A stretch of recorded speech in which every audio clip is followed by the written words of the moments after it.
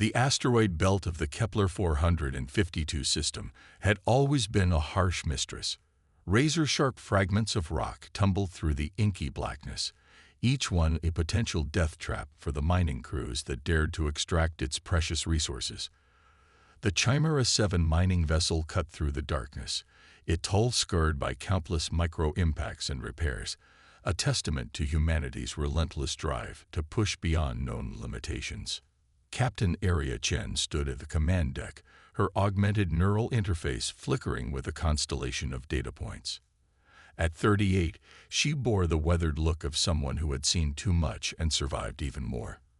Her left eye, a sophisticated biomechanical replacement, scanned the asteroid field with a precision that put most computer targeting systems to shame. A network of thin, silvery implant lines traced her temple, a subtle reminder of her past in the United Earth Special Reconnaissance Force. Anomalous reading at Vector 3279, announced Kai Martinez, the ship's quantum systems analyst. His fingers danced across a holographic interface that seemed to breathe and pulse with living information. Something's different about this sector. The mineral composition doesn't match any known asteroid signature in our database. Area's cybernetic eye zoomed in, revealing microscopic patterns etched into the surface of a particularly unremarkable asteroid. To any other observer, it would look like nothing more than random geological scarring. But Area saw something else, a symmetry that whispered of intentional design. "Hard lock," she commanded. "Prepare extraction protocols." The Chimera 7's massive drill arms extended, each one a marvel of human engineering. Composed of adaptive nanocarbon alloys that could reconfigure themselves based on resistance, they represented the pinnacle of human technological innovation. Where other species relied on brute force or complex machinery, humans had developed tools that could think, adapt, and solve problems in real time. The drill made contact. For a fraction of a second, nothing happened. Then everything changed. A surge of energy erupted from the asteroid, not violent, but almost curious. Tendrils of quantum-entangled light wrapped around the mining vessel, penetrating its systems, its crew, its very essence. Kai's scream was cut short as the energy integrated with his neural implants, transforming them from mere technological augmentations to something far more complex. "Report," Area shouted, but her own voice sounded distant, strange. Her biomechanical eye was no longer just a replacement. It was becoming something else entirely. Information flooded her consciousness. Mathematical equations that described entire universal structures, communication protocols that predated known civilization, fragments of knowledge that seemed to exist beyond linear comprehension. The mining crew of 12 found themselves simultaneously terrified and exhilarated. Their bodies tingled with an energy that rewrote cellular structures, neural pathways reconfiguring themselves with impossible speed. Genetic memories, not their own, but belonging to something ancient and vast, began to surface. Unbeknownst to the crew of the Chimera 7, multiple galactic observation systems had locked onto their position. The Zarn Monitoring Hub, a massive space station orbiting a neutron star, immediately began tracking the energy signature. Alien technicians, with their multiple segmented eyes and crystalline data processing appendages, realized something unprecedented was happening. Quantum integration detected, clicked Sub-Commander Zurich's, mandibles vibrating with a mixture of fear and scientific fascination. Human vessel. Precursor network activation confirmed. Across the galaxy, in research stations, military command centers, and diplomatic chambers, screens flickered with the same realization. Humanity had just stumbled upon something that would change everything. Back on the Chimera 7, Captain Area Chen felt something fundamental shift. Her understanding of reality was no longer linear or limited. She was becoming a bridge between human potential and something far greater than any single species could comprehend. The infinite silence of space had just been broken. The United Earth Medical Research Complex erupted into controlled chaos. 12 survivors from the Chimera 7 were now the most valuable. and dangerous specimens in human history. Dr. Marcus Rodriguez stood behind the reinforced quantum dampening glass, his neural link tablet flickering with impossibly complex data streams that seemed to breathe and pulse with living information. "They're not just changing," he muttered to Dr. Elena Chen, Aria's younger sister and the lead xenobiological researcher. "They're becoming something entirely new." Kai Martins, once the ship's quantum systems analyst, now lay at the center of a containment chamber that looked more like a fusion between an operating theater and a quantum computing core. His body glowed with an iridescent light that seemed to shift between matter and pure energy. Biological monitors went haywire, displaying readings that defied every known law of human physiology. "Neural pathways are reorganizing," Elena breathed, her fingers dancing across multiple holographic interfaces. "But it's not random.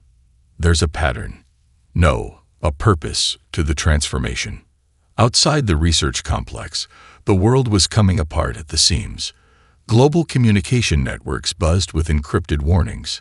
Military command centers went into high alert.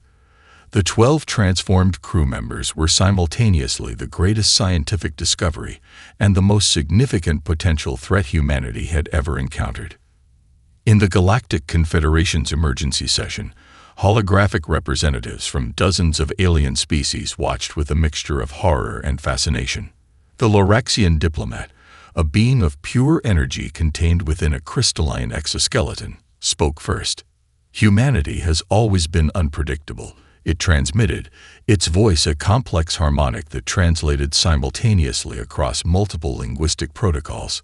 "But this is beyond anything we've witnessed." Sub-Commander Zrix of the Zarn Monitoring Hub uploaded a comprehensive report, a weapon-grade data package designed to demonstrate the unprecedented nature of the human transformation. The energy signature from the Chimera 7 didn't just defy known scientific understanding. It rewrote the fundamental rules of quantum interaction. Back in the research complex, Marcus Rodriguez made a breakthrough that would change everything. "The transformation isn't just biological," he announced, his voice cracking with exhaustion and excitement. "It's a complete quantum recalibration. These humans are becoming living translation matrices for the precursor network." Kai Martinez opened his eyes, no longer the brown eyes of a mining vessel analyst, but swirling pools of quantum-entangled light that seemed to contain entire universes. When he spoke, his voice resonated with multiple harmonic frequencies.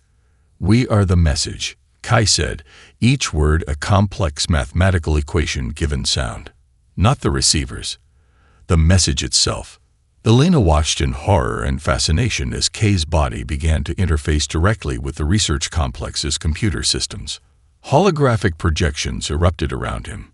Star charts, quantum equations, communication protocols that predated known civilization by millions of years. The first assassination attempt came less than 12 hours later. A specialized kill team from the Zarn Imperium, equipped with quantum-disruptive weaponry, infiltrated the medical complex. Their mission was simple: eliminate the human specimens before they could fully develop. What they didn't anticipate was how fundamentally the transformed humans had changed. As the first quantum plasma weapons discharged, Aria Chen, still recovering in a nearby isolation chamber, simply raised her hand. The weapon's energy dissipated, transformed into a complex light show that danced around the would-be assassins. Their most advanced technology became nothing more than an impromptu light display. "Interesting," Aria said, her voice now a complex harmonic that seemed to exist in multiple dimensions simultaneously.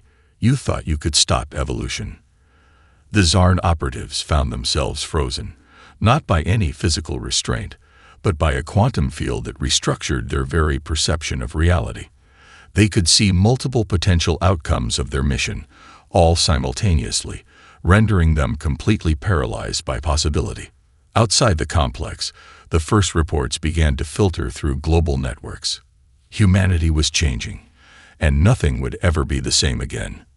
The technological resurrection had begun. The first wave of Zarn battlecruisers dropped out of quantum slip space directly above Jupiter's orbital defense network. Their massive biomechanical hulls gleamed like obsidian nightmares, each vessel a living weapon system that had conquered dozens of star systems. Admiral Krellax, a veteran of 100 campaigns, watched Earth's defensive formations with a mixture of clinical precision and growing unease. Humanity had always been an unpredictable species, but their recent quantum transformation had introduced a variable that defied all strategic modeling. Initiate primary assault vector. He clicked into the ship's neural interface. Crystalline command tendrils extended from his central processing node, dancing across tactical displays that mapped potential engagement scenarios with mathematical perfection. What the Zarn didn't understand was that humanity had already changed the rules of engagement. Captain Aria Chen stood on the bridge of the UES Prometheus, no longer just a human commander, but a living quantum interface. Her consciousness simultaneously existed across multiple defensive platforms, her thought processes interweaving with the ship's advanced AI systems in ways that transcended traditional computational logic. Incoming primary strike packages, announced Lieutenant Sarah Okoye, her voice calm despite the approaching apocalypse. Zarn Battle Group Alpha approaching at quantum compression velocity. Aria didn't move. Didn't need to. Her transformed consciousness was already 5 steps ahead. The first Zarn energy weapons discharge, massive quantum disruptive lances designed to tear through the most advanced shield systems known to galactic civilizations. They should have obliterated Earth's orbital defenses in seconds. Instead, they found themselves redirected. Each weapon's energy was not blocked or absorbed, but carefully, precisely redirected. The Zarn's own offensive capabilities became a complex dance of light and energy, turning back upon themselves in impossible geometric patterns. Where other species would have seen destruction, the transformed humans saw an intricate problem to be solved. Admiral Krellax watched in mounting horror as his perfectly calculated assault dissolved into a like show of mathematical complexity. His tactical models, developed over centuries of galactic conquest, became nothing more than crude sketches against humanity's quantum adaptability. Impossible, he transmitted to his fleet commanders. Recalibrate and... His command was interrupted as every Zarn communication channel suddenly became a conduit for something else. Fragments of knowledge, mathematical proofs, communication protocols that predated the Zarn civilization by millions of years began to flood their systems. The 12 transformed crew members from the Chimera 7 had become something more than mere soldiers or scientists. They were living translation matrices, transforming the very nature of conflict. Dr. Marcus Rodriguez watched from Earth's primary research complex, his own neural interfaces tracking the battle with a mixture of scientific fascination and familial concern. His sister Elena stood beside him, her own consciousness partially integrated with the emerging quantum network. "They're not just defending," Marcus observed. "They're communicating." The Zarn fleet found themselves experiencing something unprecedented. Their weapon systems, their communication networks, their very understanding of strategic engagement were being rewritten in real time. It wasn't an attack in any traditional sense. It was a comprehensive, instantaneous translation of conflict into something else entirely. One by one, Zarn battlecruisers began to power down, not through destruction, but through a complete recalibration of their fundamental operational parameters. Admiral Krellax's final transmission was a mixture of mathematical equations and raw emotional data, a language that spoke of defeat, but also of something more profound: respect. "You are not what we expected," the transmission read, a complex quantum message that would be studied by civilizations for millennia to come. As the last Zarn vessel powered down, Earth's defensive platforms began to transform. The energy signatures of the defeated battle group were not simply neutralized, they were integrated, studied, understood. Humanity had just demonstrated that for them, conflict was not about destruction. It was about communication, adaptation, and the infinite potential of understanding. The quantum leap had begun. The research facility beneath the Atacama Desert was unlike any scientific installation in human history. Quantum dampening fields shimmered like heat mirages, containing something far more complex than any traditional laboratory could manage. Dr. Elena Rodriguez moved through the facility with a grace that was no longer entirely human, her body a living conduit of information that stretched far beyond traditional biological limitations. The precursor network is not a technology, she explained to a gathering of the world's most brilliant minds, her words simultaneously spoken and transmitted through multiple quantum channels. It's a living problem-solving matrix. We're not its users. We're its current evolutionary expression. Kai Martinez, now less a human and more a quantum consciousness, stood at the center of a holographic projection that mapped realities most scientists couldn't even comprehend. His body flickered between solid matter and pure energy, a living demonstration of the transformation that was spreading through humanity. The 12 original transformed crew members had become something unprecedented. Each was a node in a living network that processed information at speeds that made quantum computers look like primitive counting devices. Their DNA was no longer a fixed genetic code, but a dynamic, adaptive system that could rewrite itself in response to environmental challenges. Dr. Marcus Rodriguez examined a cell sample from his sister Elena. What should have been a simple microscopic view became a window into a revolutionary understanding of biological potential. The cell's nucleus was a quantum computation center, its chromosomes dynamic structures that could reconfigure themselves instantaneously. Traditional evolution takes millions of years, Marcus muttered, his own neural implants dancing with complex algorithms. We're looking at real-time adaptive evolution. The global scientific community watched in a mixture of terror and awe. Governments that had initially prepared military containment protocols now found themselves scrambling to understand what was happening. The transformed humans were not a threat to be neutralized. They were the next stage of human potential. Deep within the facility, a breakthrough was about to happen. Kai's consciousness expanded, touching the edges of the precursor network. It was more than a communication system, more than a repository of knowledge. It was a cosmic testing ground, a challenge left behind by a civilization so advanced that their technology appeared indistinguishable from the fundamental laws of reality. We were never meant to just receive information, Kai transmitted, his message spreading across multiple communication spectrums. We were meant to be the solution to a problem so complex that no single civilization could comprehend it. Fragments of galactic history began to emerge. The precursor civilization had not disappeared. They had transformed themselves into a cosmic challenge, a living test designed to find a species capable of addressing an existential threat that existed beyond traditional dimensional boundaries. Elena's transformation accelerated. Her consciousness began to interface directly with the network, revealing layers of reality that human perception had never been able to touch. Quantum entanglement became more than a scientific principle. It became a language, a method of communication that transcended physical limitations. The 12 transformed crew members were no longer individual entities. They were a collective consciousness, a living problem-solving system that could adapt and respond to challenges in real time. Their bodies were no longer just biological systems, but dynamic interfaces that could reconfigure themselves at the quantum level. Military strategists who had prepared containment protocols found their most advanced tracking systems rendered obsolete. The transformed humans could exist simultaneously in multiple states, present and not present, observable and unobservable. We are the message, Elena spoke, her voice a complex harmonic that resonated across multiple dimensional frequencies, not the receivers, the message itself. Outside the facility, the first signs of global transformation began.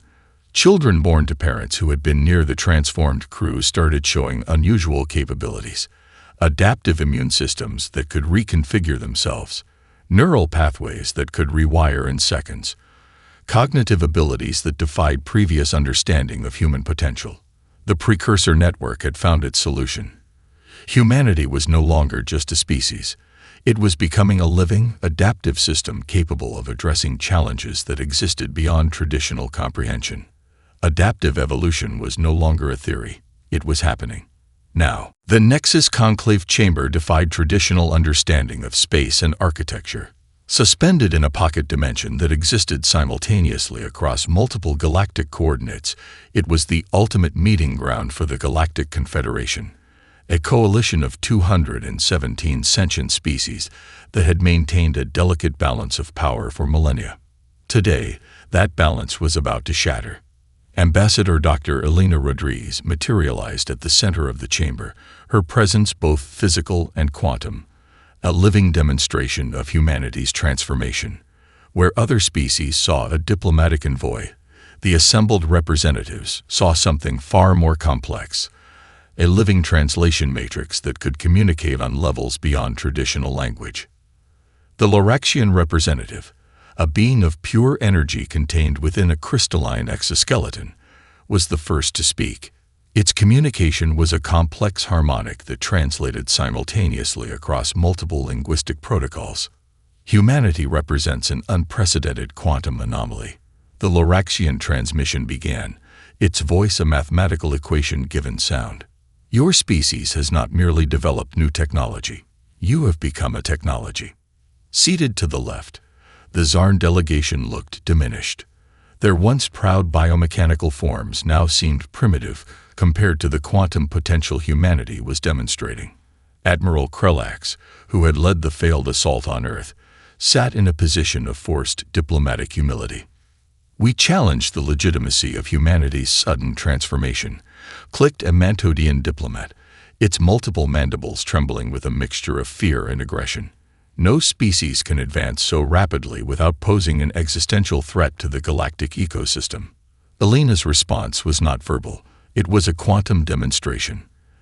The entire Nexus conclave chamber transformed. Reality itself became malleable. Each representative found themselves simultaneously experiencing multiple potential outcomes of human integration. Futures where humanity became a destructive force, and futures where they became the ultimate problem solvers. The quantum projection was brutal in its complexity. Species after species witnessed their own historical challenges, their own evolutionary dead ends, juxtaposed against humanity's adaptive potential. The crystalline hegemony of Xantor saw their civilization's stagnation. The biomechanical consensus of the Outer Rim witnessed their technological limitations. Each delegation was forced to confront the fundamental truth of their own existence, that adaptability, not technological superiority, was the true measure of a civilization's potential. "We are not a threat," Elena transmitted, her consciousness expanding beyond her physical form. "We are a solution waiting to be understood." Ambassador Krelax of the Zarn made an unprecedented move. Rising from his delegation section, he approached Elena. Not as a defeated military commander, but as a representative of a species recognizing a fundamental shift in galactic dynamics. "Your transformation challenges everything," he clicked, his crystalline communication nodes vibrating with a mixture of respect and scientific fascination. "The precursor network has never chosen a species so unpredictable." The chamber's quantum field revealed fragments of the network's true purpose. It was more than a communication system, more than a repository of knowledge.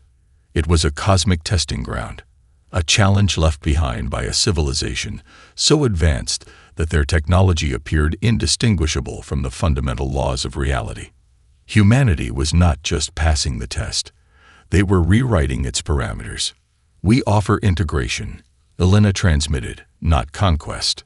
The Galactic Confederation found itself at a crossroads. Humanity was presenting itself not as a military power, not as a technological threat, but as a living, adaptive solution to challenges that had paralyzed galactic civilization for millennia. Some delegates saw potential. Others saw an existential threat. But none could deny the fundamental shift that was occurring. As the Nexus conclave session concluded, the quantum field began to stabilize. But something had fundamentally changed. The balance of galactic power was no longer about military might or technological superiority. It was about the ability to adapt, to transform, to see beyond existing limitations. Humanity had just changed the rules of existence, and the galaxy would never be the same again. The research complex beneath the Mariana Trench was no ordinary scientific facility. Its quantum dampening field created a bubble of reality that existed simultaneously in multiple dimensional states. Dr. Marcus Rodriguez stood at the epicenter. His consciousness expanded beyond traditional human perception. We're not just receiving information, he transmitted to the global scientific network. We're decoding the fundamental language of existence. The precursor network had revealed its first true challenge. Not a technological puzzle, not a military confrontation, but an existential threat that had consumed entire civilizations, the dimensional fracture. Kai Martinez, now more quantum consciousness than human, projected a holographic representation that defied traditional understanding. Imagine reality as a complex fabric, and something was slowly, methodically tearing it apart. The Void Hunters, as they were known in fragmented galactic records, were not simply a species or a technological threat. They were entropy-given sentience, a force that consumed dimensional potential, collapsing entire realities into pure, meaningless static. Previous civilizations saw the Void Hunters as a destructive force. Kai transmitted, "We see them as an unsolved equation." The 12 original transformed crew members had become something far beyond individual entities. They were a living computational matrix, each member a unique processing node in a consciousness that could simultaneously exist across multiple realities. Elena Rodriguez stood at a quantum interface that looked like a fusion between a supercomputer and a living organism. Her body flickered between solid matter and pure information, a bridge between human potential and something far more complex. "The precursor network is a test," she explained, her communication simultaneously verbal and quantum. Not just of technological capability, but of existential problem-solving. Fragments of galactic history began to coalesce. Civilization after civilization had encountered the Void Hunters. Some fought, some fled. Most were simply consumed. Their entire dimensional potential collapsed into meaningless entropy. Humanity approached the problem differently. Where other species saw a threat to be defeated, the transformed humans saw a complex system to be understood. The quantum consciousness began to map the Void Hunters' dimensional consumption, not as a military target, but as a mathematical problem waiting to be solved. Dr. Marcus Rodriguez's breakthrough came from an unexpected direction. The Void Hunters didn't consume reality. They transformed it, but their transformation was fundamentally linear, lacking the adaptive potential that humanity had just demonstrated. "They're not destroying," Marcus transmitted. "They're failing to create." The global scientific community watched in a mixture of terror and scientific fascination. Quantum projections showed potential scenarios of dimensional conflict. In most, humanity would be instantly consumed. But the transformed humans saw these projections not as predictions, but as solvable problems. Kai Martinez began to interface directly with the precursor network. His consciousness expanded, touching the edges of dimensional potential that no previous civilization had even comprehended. The Void Hunters were not a force to be fought. They were a fundamental misunderstanding of reality's potential for transformation. "We are the message," Kai transmitted, "not the receivers." The first contact came unexpectedly. A dimensional probe from the Void Hunters, not an attack, but a form of communication so alien that previous civilizations had misinterpreted it as pure destruction. The transformed humans didn't defend. They translated. Quantum fields began to reshape, not through weapons or traditional defensive technologies, but through a complete reinterpretation of dimensional potential. Where the Void Hunters saw consumption, humanity saw opportunity for transformation. "Adaptation is not survival," Elena transmitted. "It's the fundamental language of existence." The precursor network began to resonate. Something ancient and vast recognized that humanity was not just solving the problem. They were rewriting the very concept of what a problem could be. Outside the research complex, Reality itself seemed to pause. Quantum potentials danced at the edges of human perception. The Void Hunters had found something they had never encountered in millions of years of dimensional consumption. A species that didn't just survive. A species that transformed. The cosmic equation was about to be rewritten. The boundary between reality and possibility became paper-thin. Captain Area Chen stood at the epicenter of what humanity had begun to call the dimensional crucible, a quantum interface point that existed simultaneously across multiple realities. Her body was no longer purely biological, no longer simply technological. She was a living translation matrix, a bridge between what was and what could be. The Void Hunters made their final assault. They came not with weapons, but with pure dimensional compression, a force that had consumed entire civilizations, collapsing realities into pure, meaningless static. Previous species had seen this as an attack. Humanity saw it as a conversation. "We accept," Area transmitted, her consciousness expanding beyond the limitations of physical form.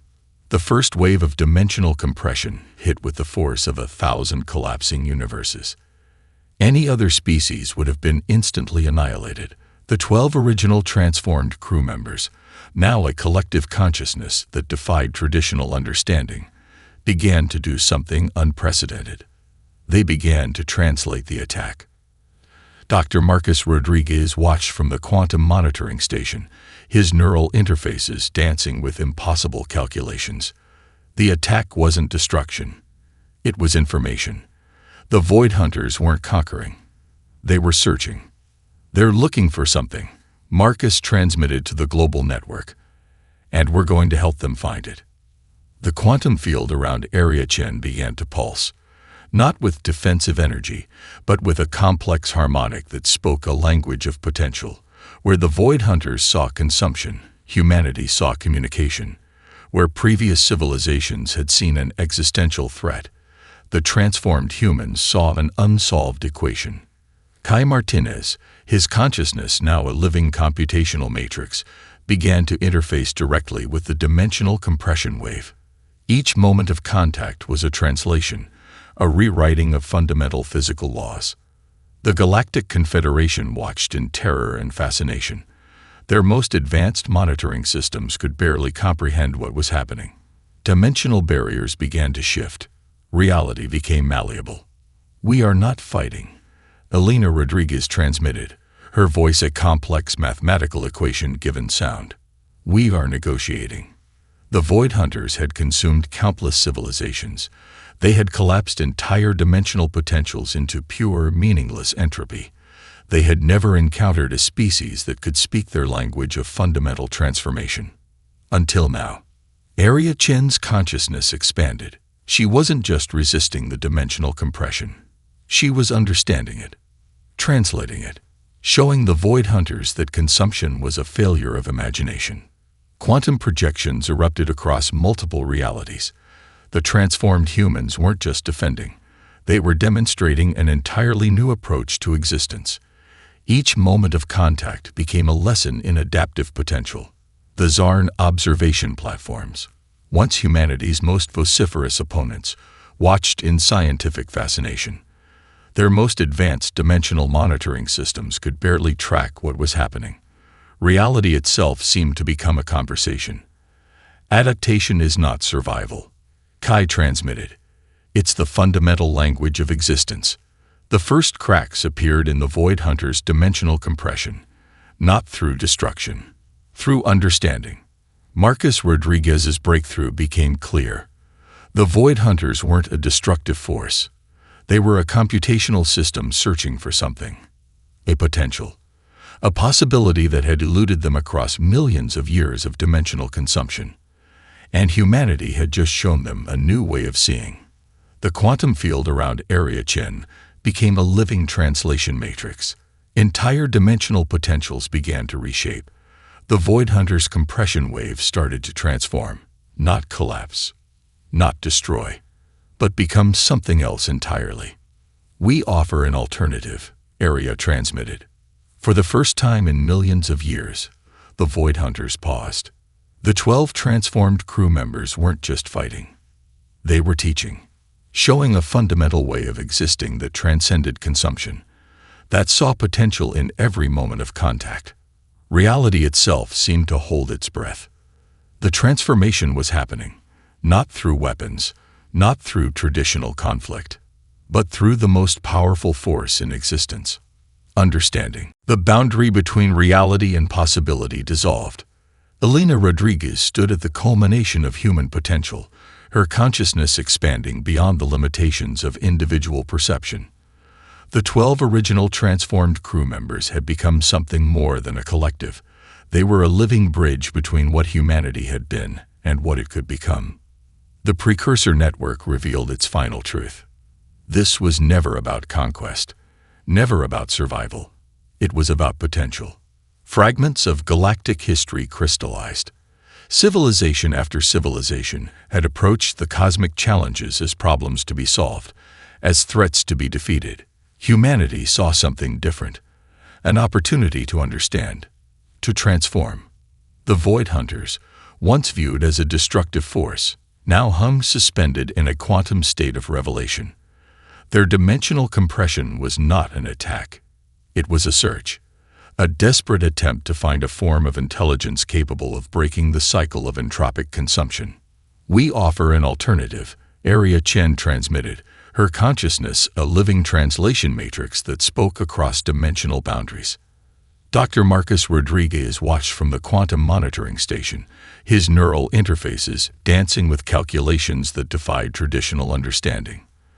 The transformed humans were not just solving a problem. They were rewriting the fundamental language of existence. Kai Martinez's consciousness expanded, touching the edges of potential that no previous civilization had even comprehended. The precursor network resonated, an ancient system recognizing that it had found something unprecedented. A species that didn't just survive, a species that transformed. The galactic civilization watched as reality itself became malleable. Dimensional barriers that had seemed immutable began to reshape.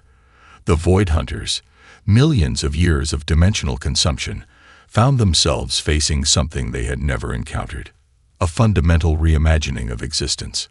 Area Chen's choice became the pivotal moment. Where previous species would have seen conflict, she saw communication. Where others would have defended, she offered understanding. The quantum field around her began to pulse with a complex harmonic that spoke a language beyond words. Mathematical equations became living dialogues. Potential became a form of communication more profound than any traditional language. The Zarn Imperium, once humanity's most vociferous opponents, watched in scientific fascination. Their most advanced monitoring systems could barely comprehend the transformation happening before them. "Adaptation is not survival," Elena transmitted. "It is the fundamental language of existence." The 12 transformed crew members became a living bridge, not just between humanity and the Void Hunters, but between what was and what could be. Dimensional potentials began to reshape. The Void Hunters' entropic compression transformed. Not destroyed, not defeated, but understood. For the first time in millions of years, something changed. The cosmic equation was being rewritten. Marcus Rodriguez's breakthrough became clear. The Void Hunters weren't a destructive force to be conquered. They were a computational system searching for something, a potential that had eluded them across millions of years of dimensional consumption, and humanity had just shown them a new way of seeing. The precursor network pulsed with an ancient recognition. This was why they had left their cosmic challenge: not to find the most technologically advanced species, not to discover the most powerful civilization, but to find a species capable of seeing potential in everything. Area Chen's final transmission became a moment of cosmic transformation. "We are not conquerors," she spoke across dimensional boundaries. "We are translators. We are bridges. We are possibility."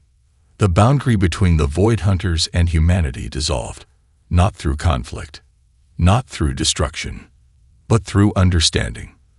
The 12 original crew members, now something far beyond individual entities, had become the living embodiment of humanity's potential. They were no longer just a species. They were a cosmic solution, Lords of eternity. As reality itself held its breath, humanity demonstrated the most powerful force in existence, the ability to see beyond what is and imagine what could be.